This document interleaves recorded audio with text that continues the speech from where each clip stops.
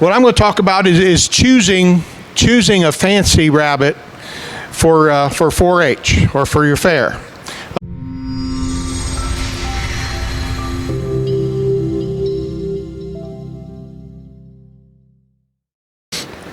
Next up, we have Allan Gerhart. Allan is an ARBA judge as well. He's also a nationally known Dutch breeder, having won numerous times at the national level for Dutch. And he's going to be talking about how to select show stock for fancy breeds, as well as breeding stock to achieve the goals that you want to have for your rabbit project. But go ahead and take it away, Allan. Thank you, David. Again, like David said, I'm Al Gerhart. I'm from Hamilton, Ohio, Southwest Ohio. I've been raising Dutch for 25 years or so. I've been an ARBA judge for 14 years. I judge a lot of fairs in Ohio, all around Ohio. Most of them in Southwest Ohio, but I get pretty far north as well. Been up to Williams County several times. What I'm going to talk about is choosing a fancy rabbit for 4-H or for your fair. The first thing you need to do, I think, is get you a standard of perfection and study that. Okay, study that, look at that, and pick out what breed you want, and study that standard of perfection so you know what you're looking for when you go pick out a rabbit. Then you want to find a breeder. A breeder that's been around a while, that does well in shows, to help you pick a rabbit and to kind of guide you and mentor you in what to look for.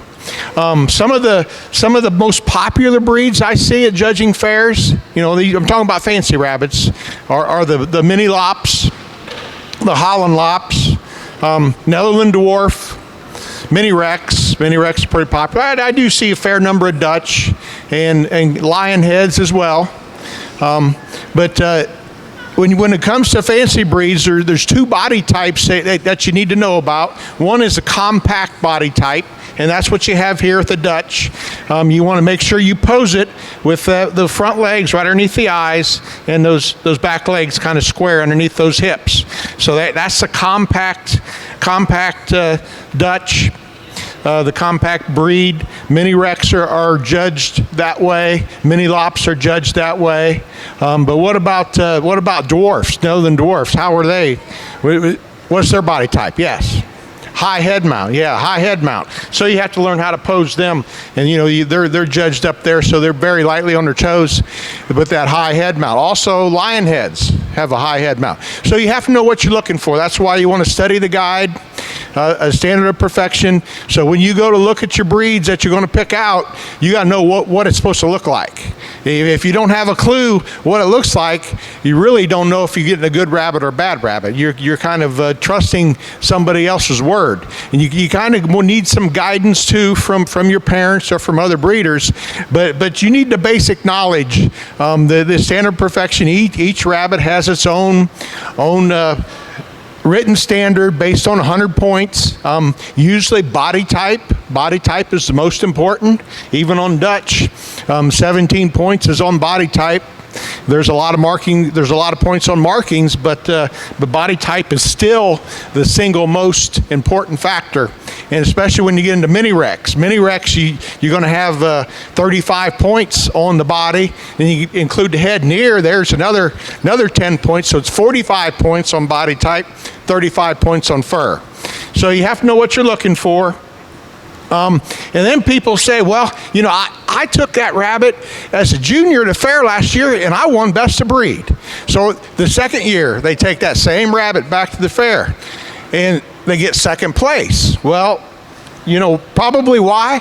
Because rabbits mature about 6 months. And if I'm breeding for a national show or a big show, I'm breeding so my rabbits are going to be anywhere from 5.5 to 7 months old. So that's when they're in their prime.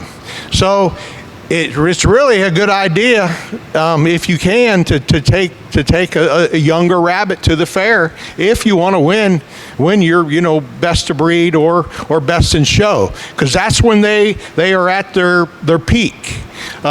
Just about any rabbit it is when they're less than a year old. It is when they're in their prime. They'll have good coats then. If you wait a year, that rabbit's a year and a half old. The second year, well, it may be in a full-blown molt. And if it's in a molt, they probably won't do well at the fair. Plus they might get a little overweight and might be a little bit out of condition at a year and a half old. So that's something to think about too. Is how old is that rabbit at fair time? Again, type is real important when picking any breed. You look at that type first, and then you want to make sure that you pick a variety that's recognized. There's a lot of what we call backyard breeders out there, especially when you get into some certain types of breeds like baby lion heads. There's a lot of lion heads out there that people like to breed them and they like to sell them. So I'd be aware and be wary of some of those backyard breeders. Make sure you get your stock from somebody who's showing those rabbits and actively breeding towards the standard of perfection.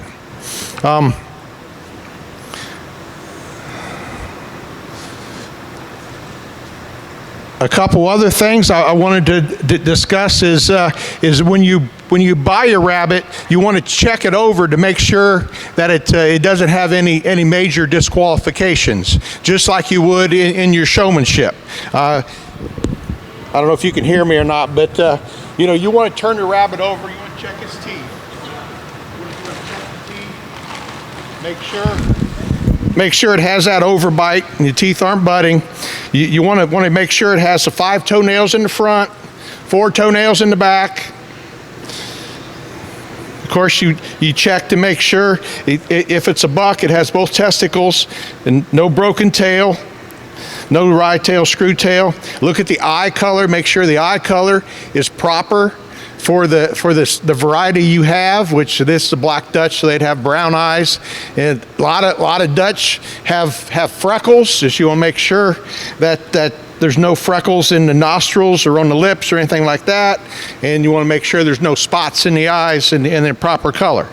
So that's one thing you can do, and also check the ears, make sure you have ear canker, and you're going to have the rabbit tattooed as well. If you're going to be showing it at the fair, the tattoo needs to be in the left ear. Sometimes the breeder will do that for you.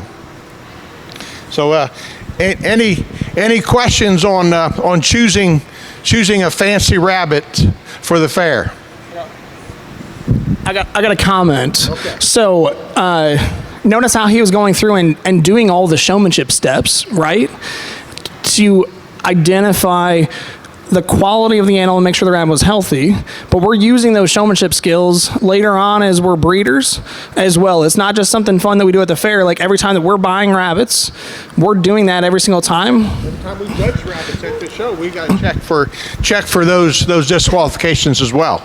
So yeah, it's very important to know that, and you don't have to.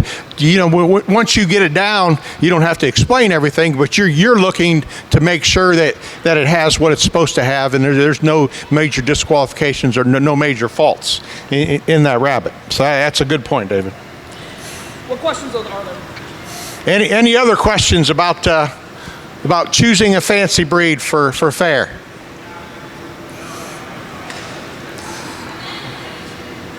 I have another one.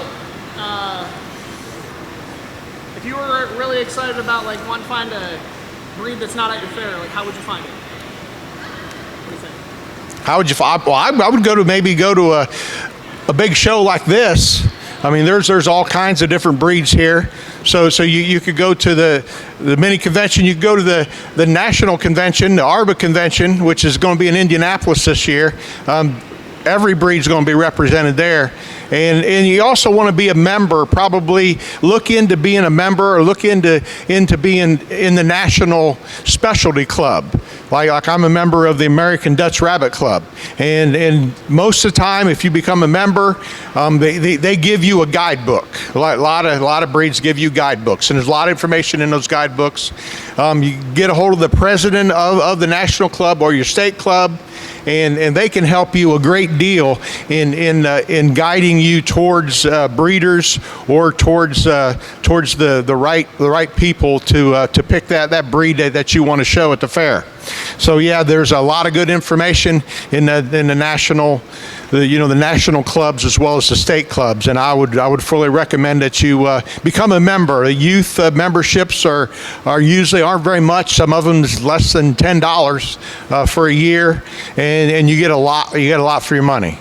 And you can also get, if you start going to shows, you can get sweepstakes points and things like that, and meet a lot of cool friends too as well. Any other questions? Ma'am, do you have one? Okay. You were just waving at me. Hi. Okay. Yep. Terry, what was your first breed at the fair?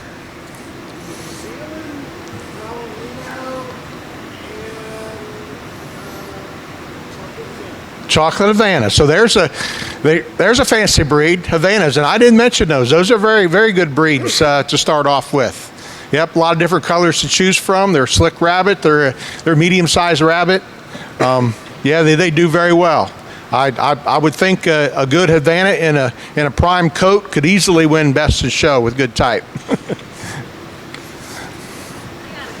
Yes. Is a Rex classified as meat or fancy? Well, the standard Rex is actually would be a 4-class rabbit. Yes, because they're under 9 pounds, so they are a 4-class rabbit. I guess you would call them a more fancy rabbit than a commercial, but they do kind of fall right there in between, because there are a lot of people, they do have more of a commercial body type, I would say, but yeah, they are considered a 4-class rabbit. Mm-hmm. And you got to know the weight of your rabbit too. You know, that's another thing when reading your standard, because there's a lot of rabbits like mini Rex and Rex. You know, they're too big for a mini Rex and they're not big enough for a Rex. So there's a lot of rabbits that fall in between there. And you know, a Netherland dwarf, 2.5 pounds top weight. So there's a lot of Netherland dwarfs out there that I see at fairs that are over that limit, over that weight limit. So you have to be careful when choosing your rabbits, and that's why I suggest make sure you study that standard and weigh those rabbits. And of course that's a senior rabbit. So if you got a rabbit that's too big for the standard, it's probably not going to do all that well at the fair. Well, thank you very yes.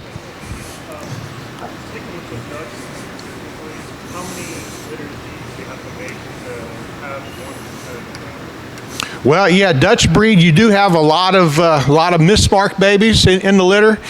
Typically, when I raise them, I'll have about a third of my rabbits that I raise will be marked, will be showable, a third. So if I have a litter of 6, probably 2 in that litter will be showable, and that's kind of an average, and that's just showable, where the markings aren't in disqualification. They're still going to have some faults, they're going to have a biased saddle, or one stop might be longer than the other, or something like that. But about a third of what I raise is showable. Good question. So there's and that's another thing I wanted to mention. There is a pet market out there, and the reason they're pets is probably because people called them and sent them to a pet store because they didn't have the markings, or they didn't have the proper color, or the body type wasn't good enough. So I'd steer away from pet shops to getting your show animals, and then stick with breeders. Stick with breeders that show in ARBA shows. Yep. Very good question. Thank you.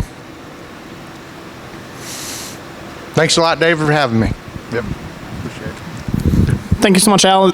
Great job, and yeah, thank you for doing that. Hi, everyone. It's David with Rabbit Show. Have you learned something in this video so far? Hit that like button so that you continue to see our newest videos.